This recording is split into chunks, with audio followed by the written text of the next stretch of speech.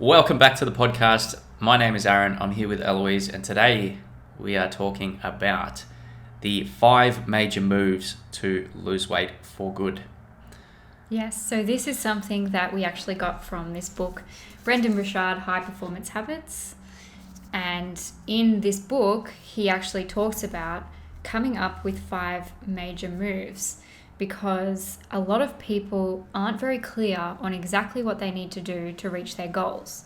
And they end up getting into this state where they're super busy all the time and they're constantly doing things, constantly feeling like they're working really, really hard, but they're not actually achieving their goals in a way that feels meaningful for them.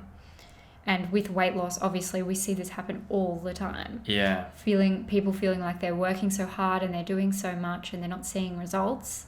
It's usually because they haven't distilled it down to 5 things they need to focus on, and they're not doing the right things consistently. That's right. And it's that classic case of, feeling like you're working really hard and just feeling like you're running nowhere, like you're not getting anywhere. And it's, as Eloise said, we see this time and time again. Like, we've done it personally ourselves with things. So many times. That's why it's so impactful. Like, we have learnt this 5 moves concept and we've applied it to ourselves, and we're already seeing massive results from that in other areas as well as weight loss. It doesn't just apply to weight loss only, but what we're going to do today is adapt that so that you do have an understanding of the 5 things that we would recommend.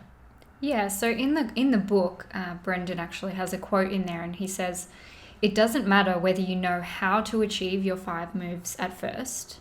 The important thing is that for your goal, you figure out what the 5 moves are. Because if you don't know the moves, you lose." And this is something that I really liked reading this quote, and I feel like it's very true because of all the reasons we just said. Yeah, with weight loss, it really does come down to 5 simple things that if you do these 5 things over and over again and you get really good at them and really consistent and you keep building them up over time, you're guaranteed to see results. You're guaranteed to lose weight and keep it off if you do these 5 things. And the other thing to sort of consider with this is, if you only had 5 things that you could do, what would those 5 things be? Yeah, that's a really interesting question to ask yourself.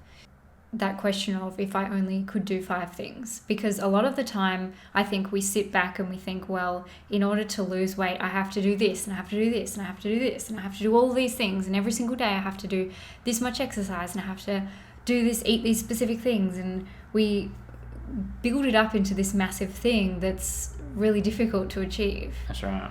And we make it so complicated by creating all of these rules that just aren't needed at all. Yeah, we get confused a lot with all the marketing that we see.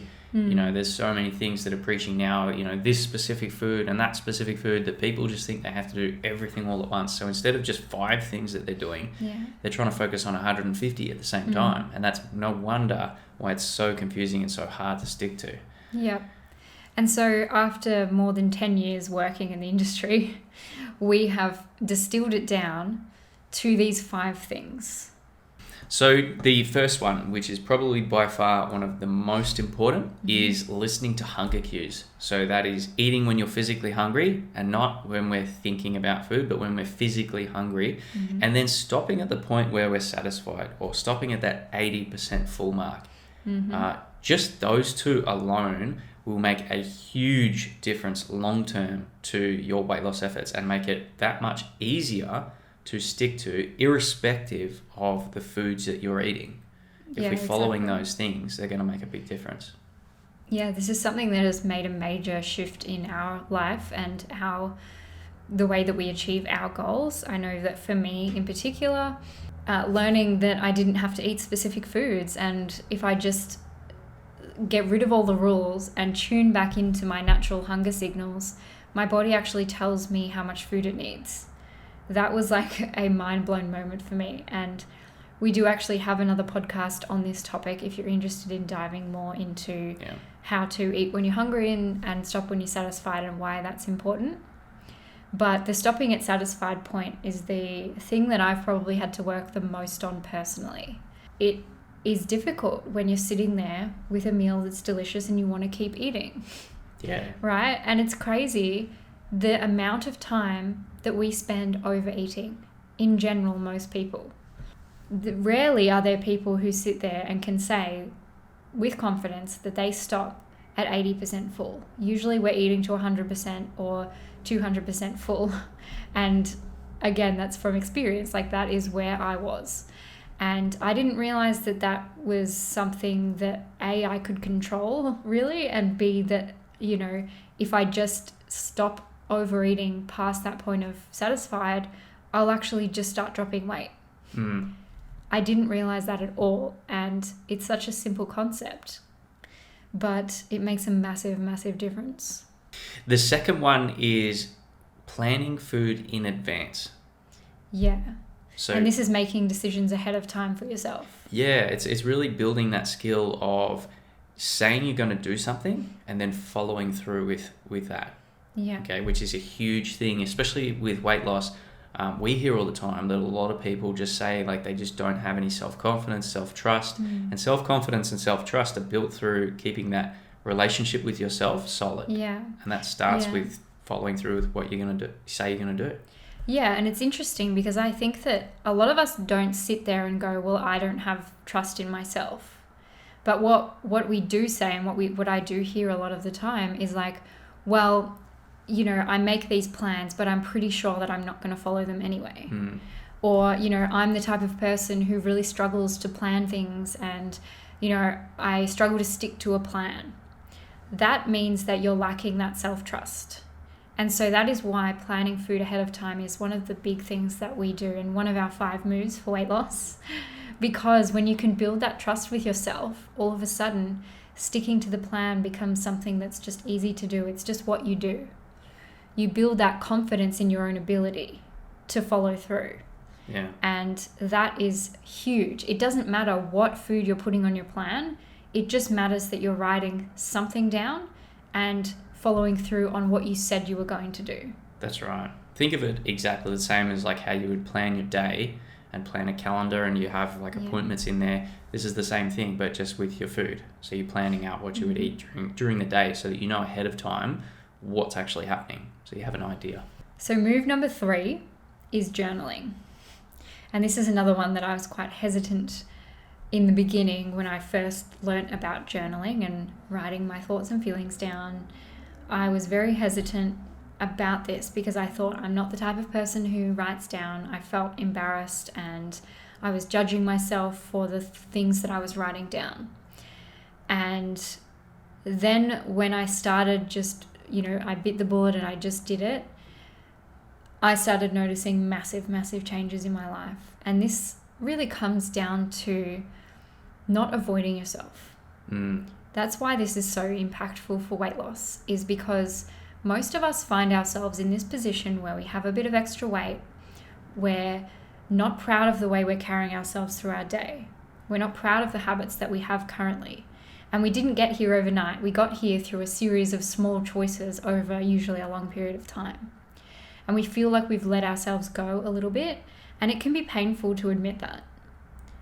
Again, speaking from personal experience, it can be really painful to admit that, you know, you've let yourself go, or you've found yourself in this position where you're not proud of your lifestyle.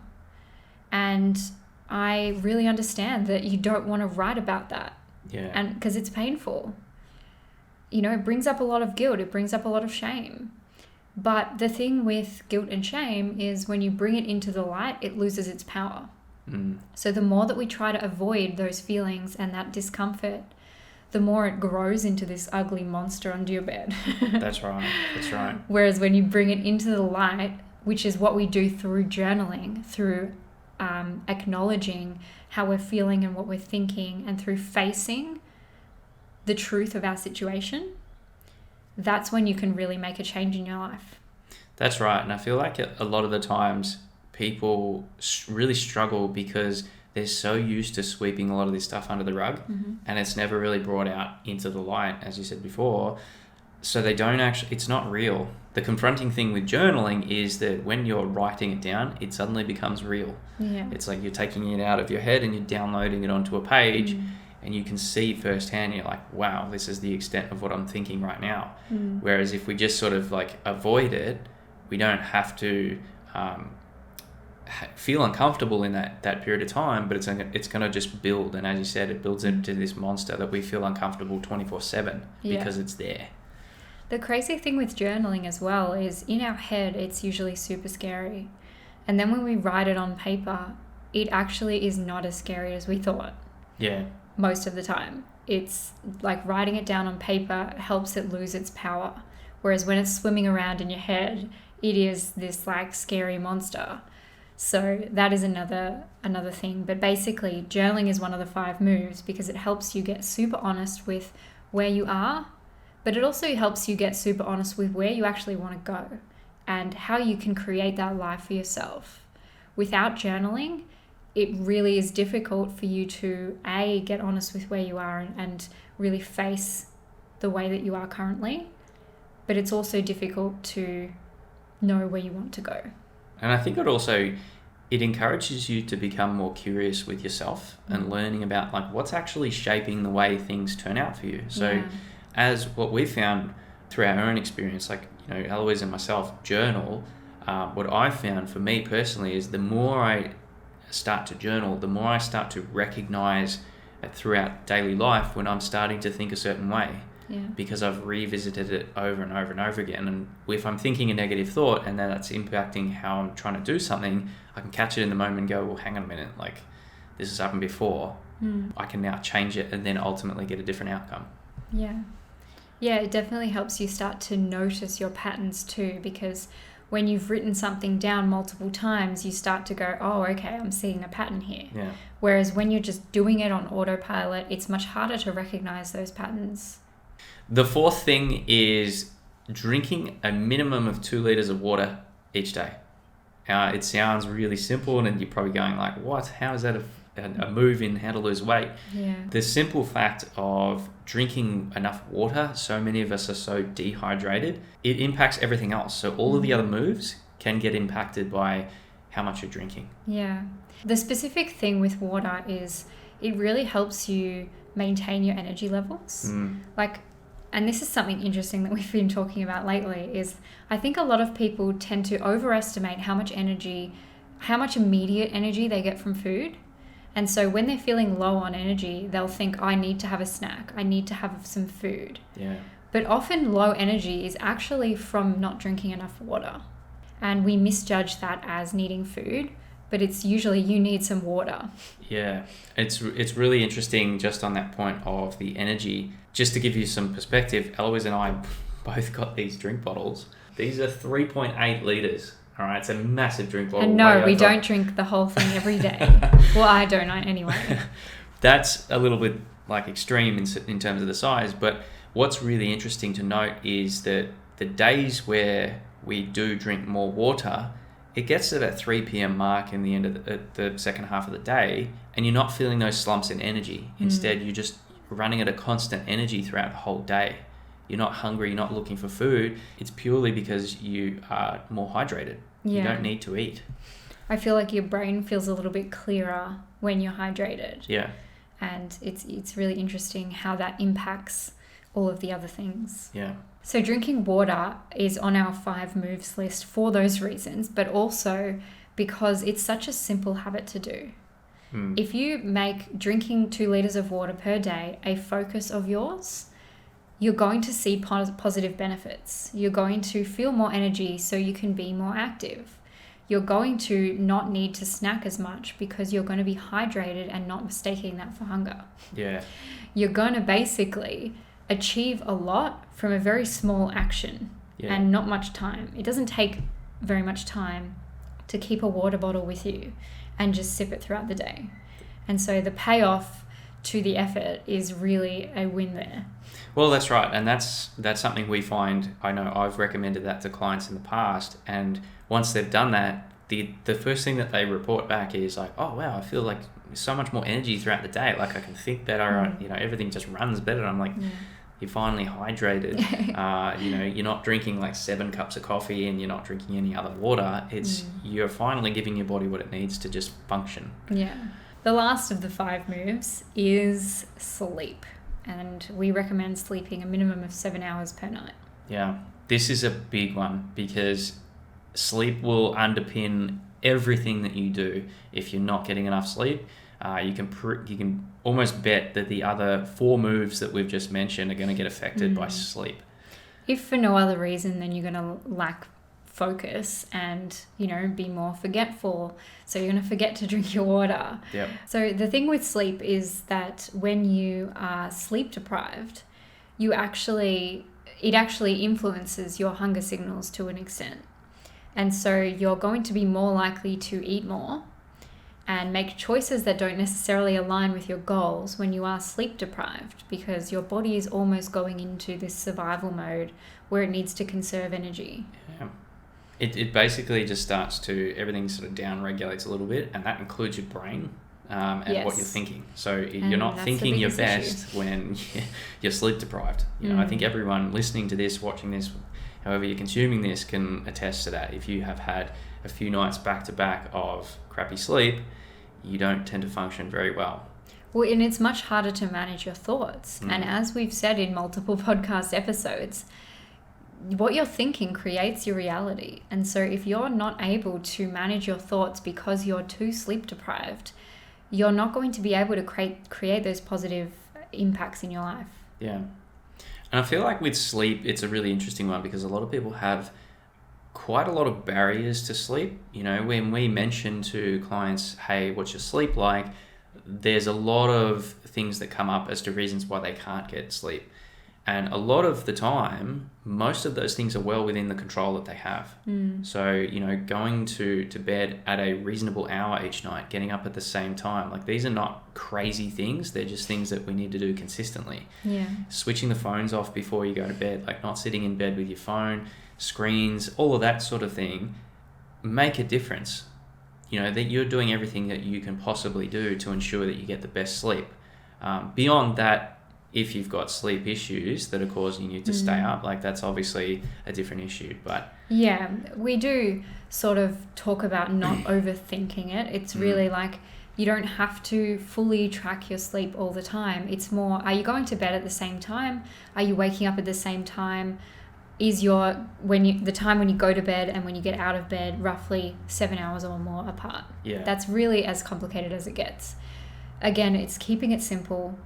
It is a habit that will improve most areas of your life, and it is a habit that will influence your weight loss results. Exactly. And that is why it's one of our 5 moves. Yeah.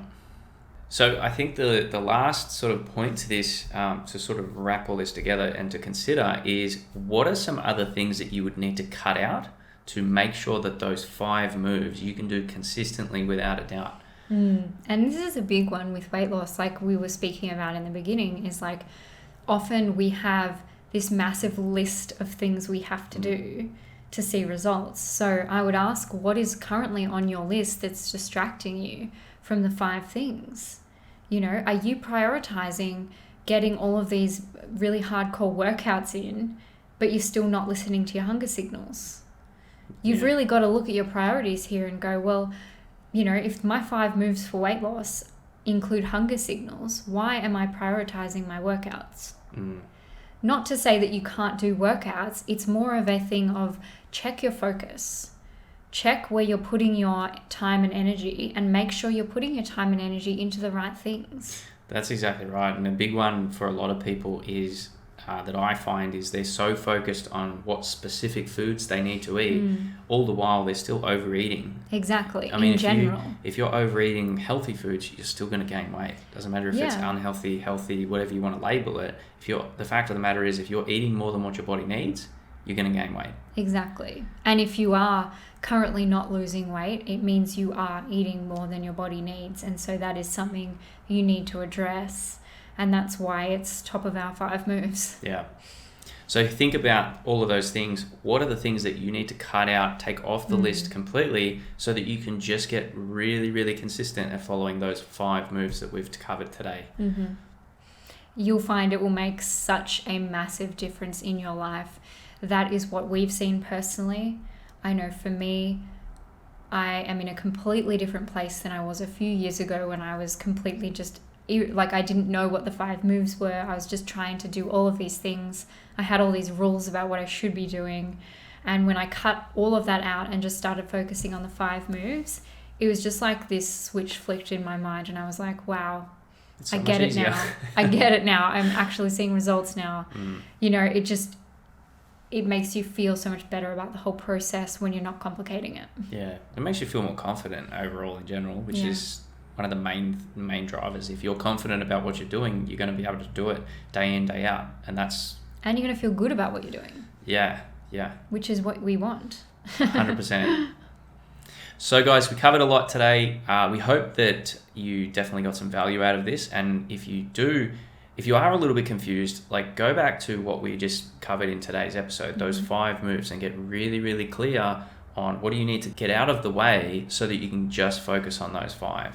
Yeah, I've never ever met any person or heard of any person who has consistently done these 5 moves and not seen results. Yeah. I guarantee you will not be the first one.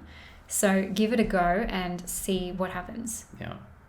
Thanks so much for listening, guys, and we'll both see you in the next episode.